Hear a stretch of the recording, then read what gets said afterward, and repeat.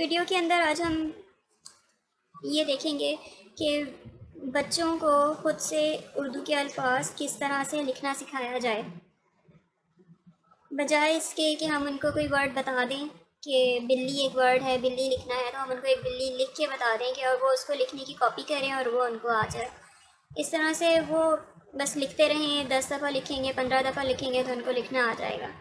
लेकिन अगर हम एक ही दफ़ा में उनको इस वर्ड की पूरी फॉर्मेशन के बारे में बता दें कि ये वर्ड किस तरह से बना है साउंड्स के ज़रिए से, इस तरह से ये होगा कि वो आगे से ख़ुद भी कोई भी वर्ड लिखना हो तो वो लिख सकते हैं। उर्दू चूँकि एक मुश्किल ज़बान है, बच्चों के लिहाज से बच्चों के लेवल पे एक मुश्किल ज़बान होती है, जो वो इंग्लिश के मुकाबले में उनको उर्दू थोड़ी मुश्किल लगती है।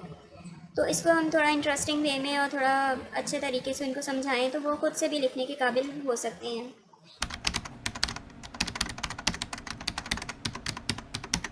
इसके अंदर सबसे पहला स्टेप है उर्दू की अलिफ बे जो है वो उनको अलिफ से लेके ये तक पूरी सही तरीके से उनको आनी चाहिए।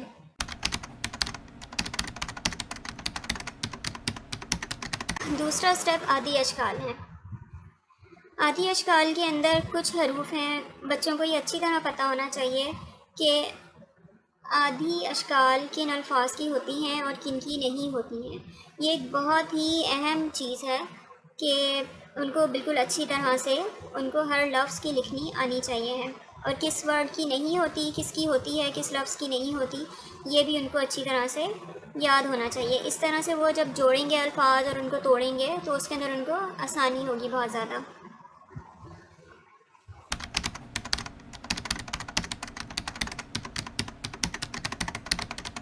स्टेप नंबर 3 है कि जिस तरह से इंग्लिश के वॉवेल्स होते हैं ए, ई, आई, ओ, यू, इसी तरह से उर्दू के भी वॉवेल्स होते हैं अलिफ, वाव, छोटी ए और बड़ी ए।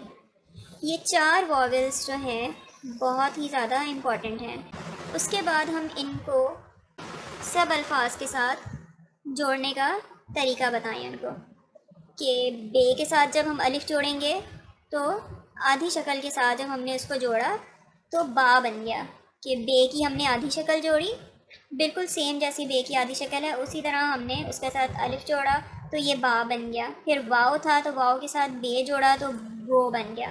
फिर छोटी ये था, इसके साथ हमने बे जोड़ा तो बी बन गया, और उसी तरह जब बड़ी ये था तो बे जोड़ा तो बे बन गया, बा, बो, बी, बे। ये एक पूरा चार्ट है। हर वर्ड के साथ बच्चे जब जोड़ेंगे तो उनको साउंड्स के साथ उनको पता चल जाएगा। पा, पो, पी, पे, ता, तो, ती, ते, टा, टो, टी, टे, सा, सो, सी, से, जा, जो, जी, जे।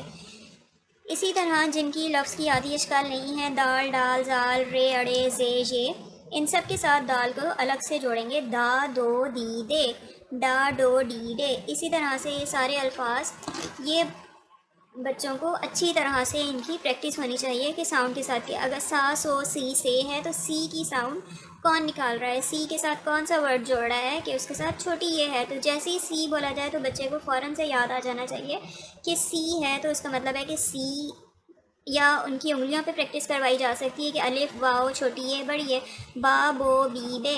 तो बा, बो, बी, बी किसने कहा है, वो छोटी ए से जब जुड़ेगा तो बी बन जाएगा वो। इसी तरह से ये सारे के सारे अल्फाज छोटी ए तक बड़ी ए तक इनके चलेंगे।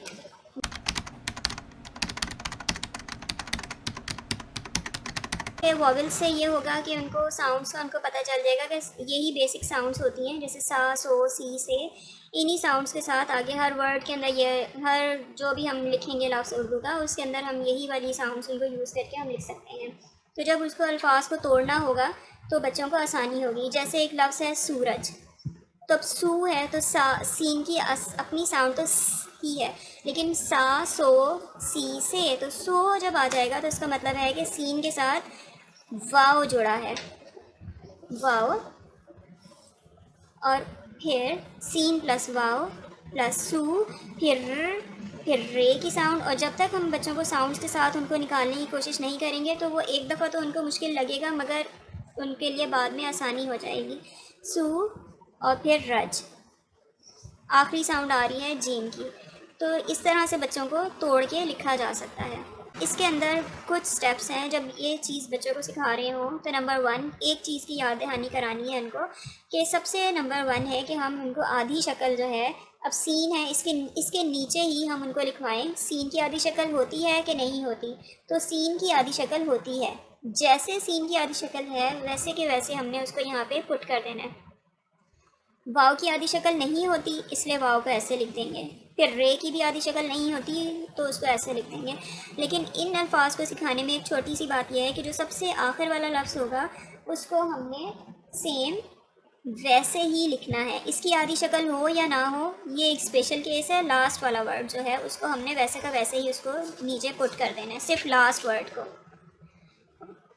अब दूसरा रूल इसके अंदर ये है कि जब हम देखेंगे कि किस वर्ड की आधी शक्ल नहीं है, यहाँ से स्टार्ट करेंगे। सीन की आधी शक्ल है, इसकी होती है। वाव की आधी शक्ल नहीं। जहाँ पे जिसकी आधी शक्ल नहीं होगी उससे पहले वाले वर्ड आपस में जुड़ जाएंगे।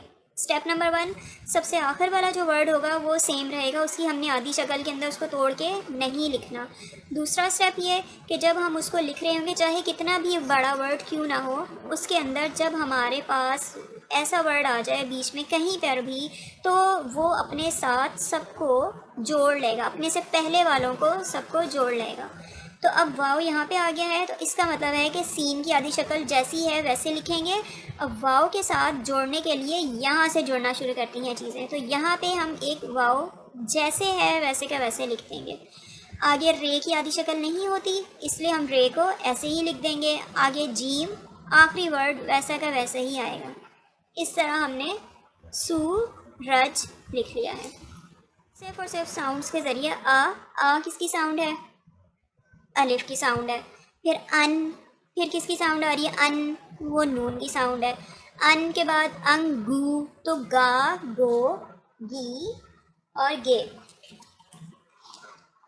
फिर हम उनको चार्ट दिखा सकते हैं कि गाफ कहाँ पे है। ये रहा, गा, गो, गी, गे, गो।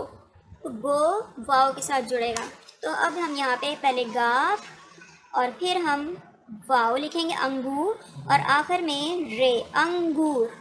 ये इसको तोड़ के साउंड्स के साथ जो उनको समझ आया उनको लिख दिया। अब नीचे आधी शक्ल की बारी। अलिफ की आधी शक्ल नहीं होती इसलिए उसको ऐसे लिख देंगे। नून की आधी शक्ल जिस तरह सिखाई गई है वैसे के वैसे वहाँ पे लिख देनी है। गाफ की आधी शक्ल ये होती है। फिर आगे वाव की आधी शक्ल नहीं होती और आखिरी वर्ड को हमने सेम ऐसे ही लिख देना है। अब हमने किस तरह से जोड़ना है, इसकी आधी शक्ल नहीं होती है तो हमने इसको अलग कर दिया है। अब नून है, नून की आधी शक्ल है, गाफ की आधी शक्ल है, वाव की आधी शक्ल नहीं होती इसलिए वाव अपने साथ पहले वाले सारे हरूफ को अपने साथ जोड़ लेगा। अब अलिफ वैसे लिख दिया, नून की आधी शक्ल जिस तरीके से है वो वैसे लिख दी है, गाफ की आधी शक्ल जिस तरह से है उसको वैसे ही आगे से पुट किया। आगे वाव, वाव हमेशा इधर जुड़ता है, अंगू और आगे रे, अंगूर। अब आखिरी वाली वर्ड की बात है कि जैसे लाइन के अंदर है तो बच्चे ऐसे भी कर सकते हैं कि वो इसको नीचे ही रख दें और उसके बाद ऐसे लिख दें और उसके बाद वाव को नीचे ले जाएं। हालांकि वाव की जगह जो है वो ये होती है, जिसकी जहाँ पे जगह है वो वहीं पे रहेगा। एक दफ़ा जब बच्चों को ये सब समझ आ जाए उसको लिखना किस तरह से है तो फिर हम उनको ये सिखा सकते हैं कि आधी शक्ल कि जिसकी आधी शक्ल नहीं होती है वो अगर यहाँ पे रखा हुआ है उसके साथ बाकी लफ्ज़ों को हमने जोड़ना है तो वो ये वाव है। अब वाव के साथ जोड़ने के लिए ये जगह है। अलिफ तो यहाँ पे आ गया, नून इसके ऊपर जाएगा और गाफ यहाँ पे आएगा। ये थोड़ी सी मुश्किल चीज़ें हैं मगर एक दफ़ा अगर बच्चों को समझ आ जाएं तो बहुत ही आसानी है। कि जैसे डिक्टेशंस वगैरह होते हैं बच्चों के, तो उसके अंदर बच्चों को सिर्फ एक दफ़ा लॉजिक के साथ उनको सिखाने की ज़रूरत है और उसके बाद उन्होंने अगर कहीं भूल भी जाते हैं तो वो उन्होंने खुद से सोच के उन्होंने लिख लेना है। इसी तरह से जो बड़े अल्फाज हैं जैसे खूबसूरत, तो खू, खा, खो, खे प्लस वाव, खूब, बे, सू, स्वा, स्वो, सुई, स्वे, खूब, सू, तो सौद प्लस वाव, सू, रत, रे और ते, खूबसूरत। खे की आधी शक्ल होती है, वाव की आधी शक्ल नहीं होती। बे की आधी शक्ल होती है, सौद की भी आधी शक्ल होती है, और वाव की आधी शक्ल नहीं होती है, रे की आधी शक्ल नहीं होती है, और ते आखिरी वर्ड है इसलिए ते को सेम ऐसे ही लिख देंगे। अब यहाँ पे हमने इनको ग्रुपिंग करनी है इनकी। खे की आधी शक्ल होती है, वाव की आधी शक्ल नहीं होती, इसलिए वाव अपने साथ खे को जोड़ लेगा। फिर बे, सौद और वाव की आधी शक्ल फिर नहीं होती, इसलिए ये अपने साथ इन सारे वर्ड्स को जोड़ लेगा। रे की आधी शक्ल नहीं होती और ते लास्ट वर्ड है। अब हम खे के साथ वाव को जोड़ेंगे, हु। फिर बे को सेम जैसे है आधी शक्ल सिखाई गई है वैसे के वैसे यहाँ पुट करना है। सौद की आधी शक्ल जैसे है उसको वहीं पे ऐसे आगे पुट कर देना है और आगे वाव को इसके साथ जोड़ देना है। फिर रे और ते, खूबसूरत।